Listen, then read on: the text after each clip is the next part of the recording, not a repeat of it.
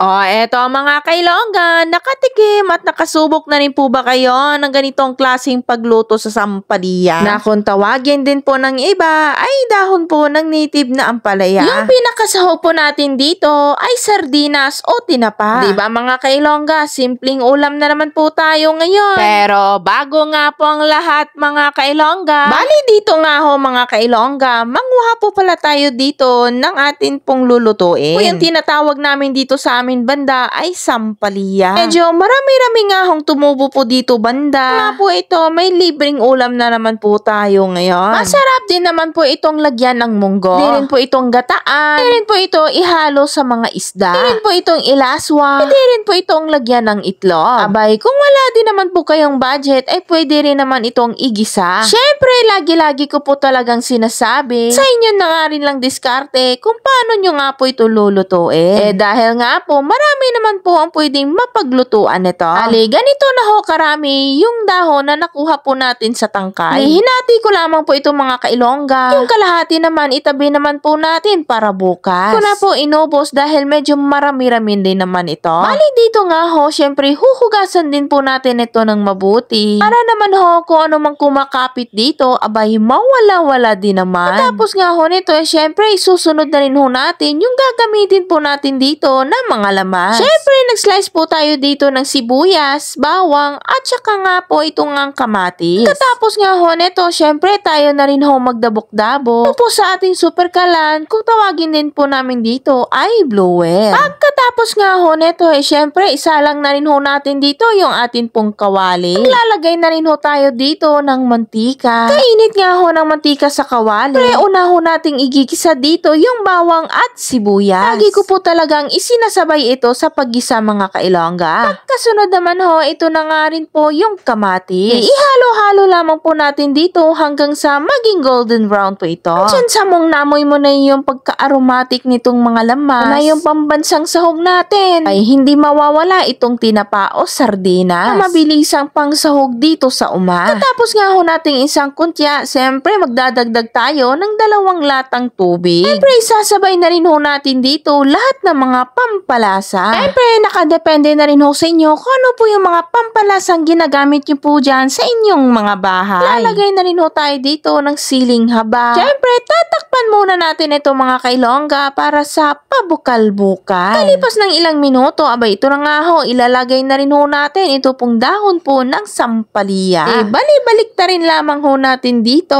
Pagluto nito mga kailongga ay bali half cook nga lang. Siyempre, wag po natin itong i-overcook. Para nga ho, yung kalabasan ay hindi po ito masyadong mapait. Ayan mga kailongga, luto na nga po ang ating ulam for today's video. Ay, kay raming bahaw na naman ang mabubungka. Sigurado po akong pati dukot, ubos. Ay, lumabas ang pagkatsikalun.